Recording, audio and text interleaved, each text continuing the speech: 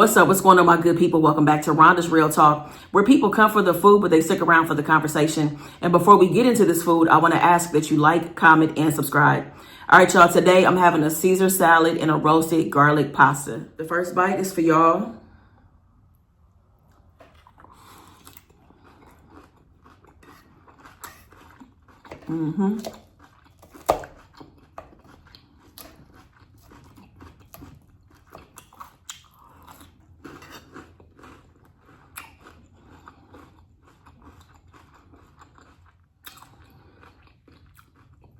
So this isn't a traditional Caesar.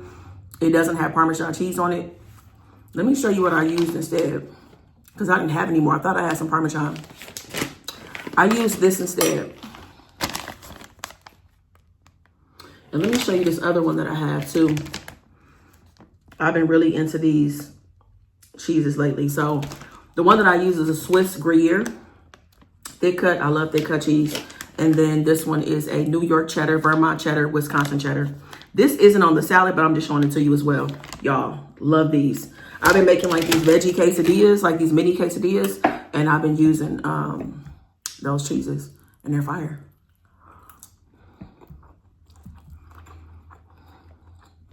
Y'all, this pasta is from the other day. I made this with my cookbook club, dinner club. When we got together, this was one of my dishes that I made. So that's why it kind of looks like that. You know, from warming it up, but it's still good though.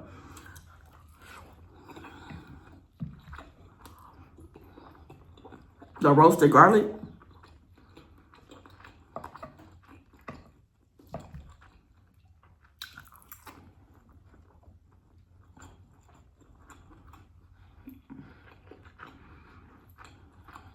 I haven't done an eating video in like 5 months.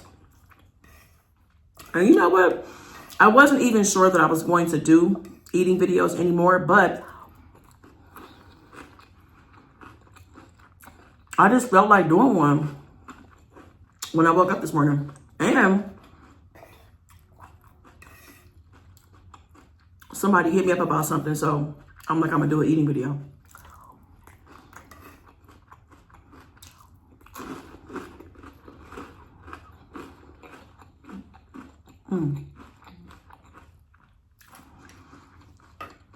My stomach been growling. It's only, what time is it? It's only 1 o'clock in the afternoon.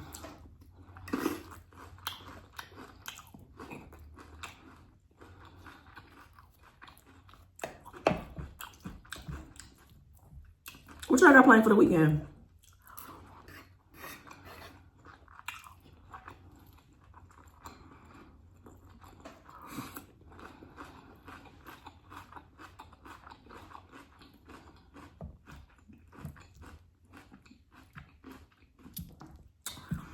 On Saturday, Sasha and I are supposed to be hanging out.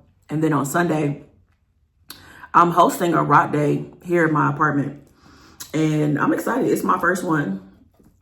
My friends have had a few. I was in California for one of the ones that they had. Have I been to any? I know one of them for sure. I was out of town last summer when my friends had one. But anyway, I've never seen Bridgerton before. So we are hanging out all day on Sunday watching Bridgerton. From 11 a.m. y'all to 9 p.m. We're hanging out all day.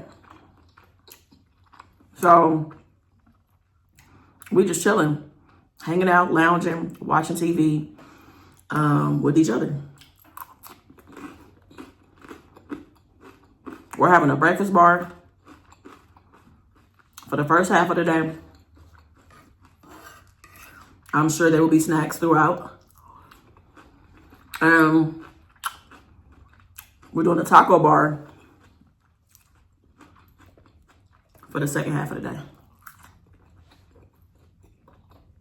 Bring whatever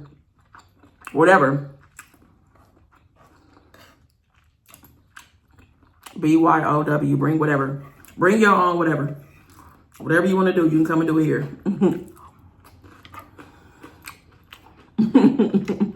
One of my friends hit me up. I was like, my friends when they text me and was like, Naima's supposed to be twisting my hair on Sunday. Can she do it at your house? I'm like, girl, yeah. Absolutely. I'm expecting like maybe, I don't know, 10 people.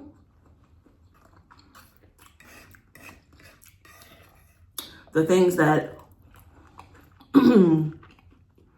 I put, ooh, some pepper in my throat. I plan on making potatoes for breakfast. I'll have like juice, drinks and stuff too. And then for the taco bar, I'm making mushrooms, ground turkey. I'll provide the tortillas for the tacos. Well, we're just coming together and chilling out for the day. So I'm excited about that, to just, you know, because I'm thinking like, I've thought about Bridgerton, but I feel like if I wasn't watching it with them, I would never get around to watching it, you know? So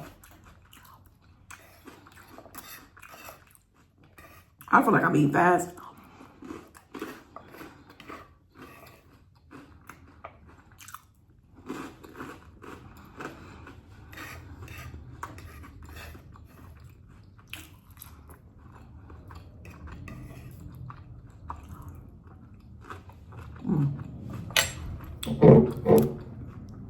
This is the dressing I use for the Caesar salad, y'all. Brianna's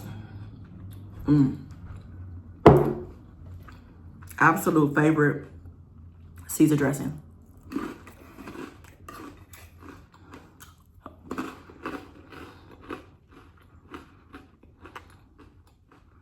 I'm about to get into a viewer topic. Somebody sent me a DM this morning. And I was like, like I said, I was already feeling like doing an eating video. And then I got that topic. I'm like, oh yeah, we're doing this.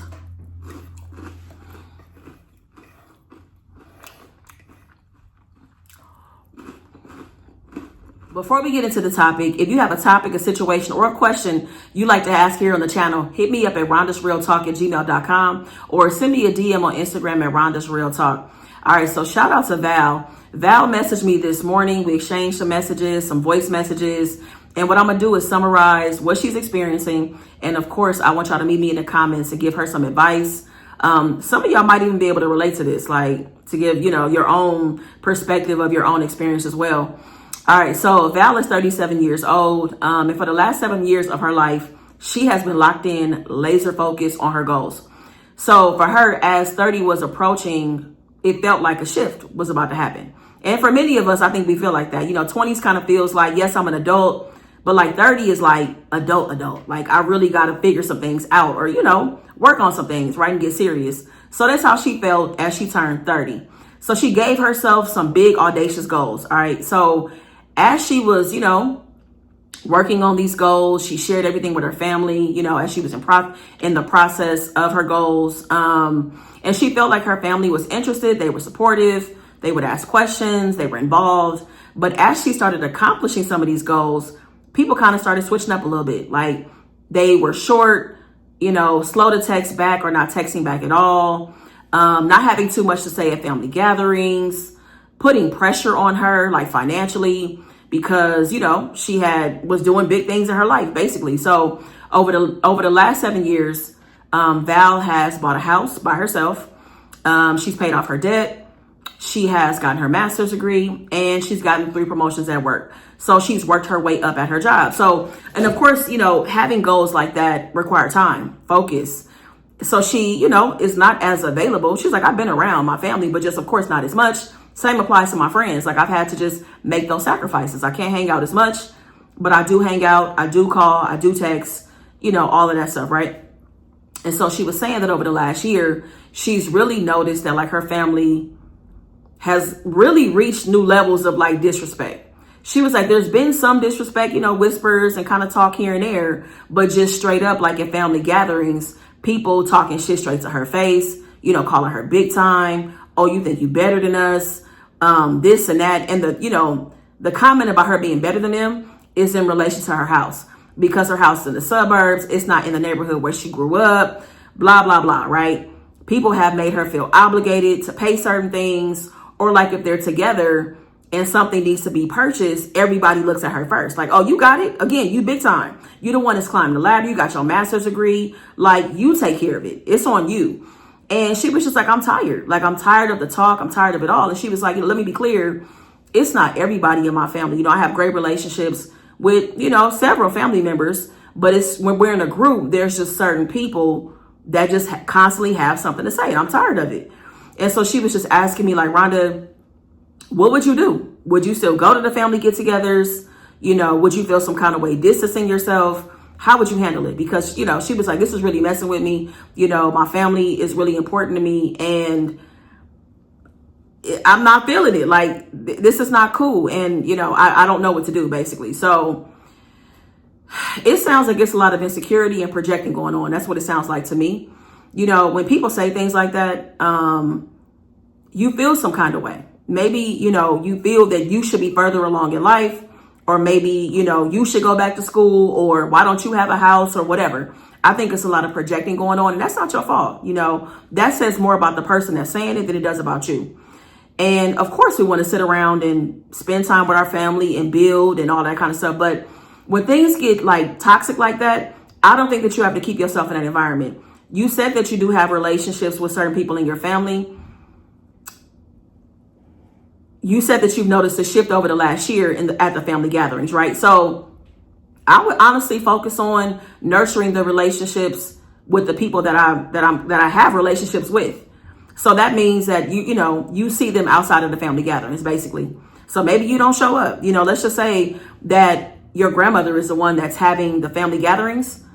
If you're in a good place with your grandmother, just see your grandmother one-on-one. Go visit her on your own. Go to her house, cook food. Y'all sit down and eat together or whatever. Hang out with people outside of the family gathering. Like, I wouldn't continue to subject myself to an environment where I don't feel comfortable. I don't feel comfortable. And because somebody's related to you, you do not have to take the verbal abuse. You don't have to take aggressive behavior. You don't have to. You can draw the line in the sand, set that boundary, and remove yourself out of the situation. But again, you can still have relationships with your family members. Just you aren't around for holidays. You aren't around for the cookouts, right? You may not be around for those things, but you still have the relationships going because you're hanging out with people one-on-one or in small groups of people that can respect you. I mean, because respect is the bare minimum. Come on now. Respect is the bare minimum. And that just goes back to the fact that it says more about the person that's saying the shit, or the people that are saying it, that they feel some kind of way.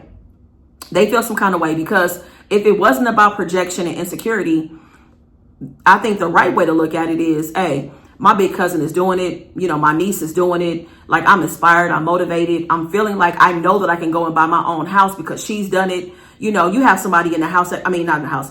You have somebody in your family that can help answer questions for you because they've done it. They can help remove barriers for you because they've done it. And I think that's the right way to look at it. But when that's not happening, it's just insecurities and projection. They're projecting those insecurities onto you. And that's not fair to sit around and feel like you have to deal with that.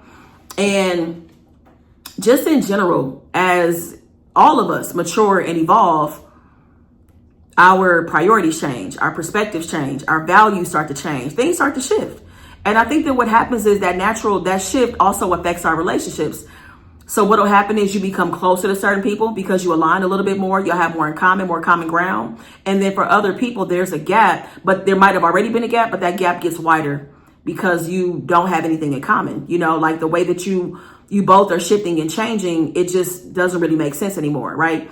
So you see that in friendships and family, it happens. And I just don't think you should continue to subject yourself to that. I personally would remove myself from the family gatherings because I'm not going to sit around and allow someone to just talk to me any kind of way and just feel like, oh, that's my auntie, so I'm going to sweep it under the rug and do my best to have a good time. Like, no, that's not okay. You know, because me also sticking around makes you feel like it's okay. You know what I'm saying? Like, that person will continue doing that and displaying that behavior because they think it's okay, because nothing has been said or done, because you're showing up and you're not saying anything. And let me say this. I don't know if you've ever checked anybody. We didn't talk about that. Maybe you have, but I would simply remove myself from the situation. I would. But I would still hang out with my aunties or my cousins or whoever I have relationships with. You shouldn't feel bad for doing that. And you also shouldn't minimize yourself or make yourself feel small because people feel some kind of way about it. And the reality is that everybody is not going to always root for you. And this is a prime example of that. And this won't be the last time that happens. Like, not everybody is always rooting for you. You know what I'm saying? It's just they're not. And it sucks because you want your family to be the main people cheering you on. It's just not the reality. That's not how it is, and I know everybody watching, we've all had different experiences with family, with friends, and it hurts. It hurts. It sucks. That feels like a slap in the face to be at a family gathering with the people you've grown up with, the people that raised you, and the people that have told you that you can go out and do certain things, and you go out and do those things and not be celebrated. That does not feel good. So yeah, that's her situation. That's how I would handle it. I would still continue to have my relationships and just keep my distance from those people that's talking their shit. And hopefully, as they hopefully will mature and evolve, hopefully, because that doesn't happen to everybody, of course. Some people are the same person their entire lives, right? And, maybe at some point they will mature and evolve and recognize the things they have said and done to you. And maybe y'all can reconcile and have a different relationship at that point.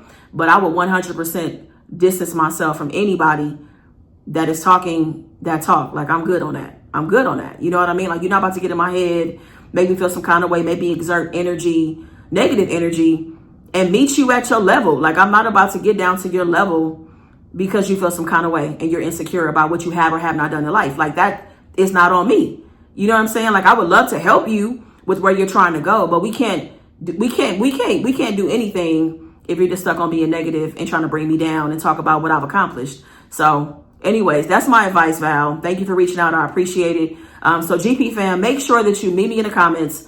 Give Val some advice. Have you experienced this before? How would you handle it? If your family was treating you, being disrespectful at family gatherings, talking loudly about who they think you are and all that stuff, right? So how would you handle it? Would you distance yourself? Would you just ignore it? Like, whatever. Like, let me know in the comments. Let Val know in the comments what you would do. And again, if you have a topic, situation, or a question you want me to address here on the channel, hit me up at rhondasrealtalk@gmail.com or send me a DM on Instagram at rhondasrealtalk. I appreciate y'all watching. Make the best of the day. Be good to yourself, y'all. Peace.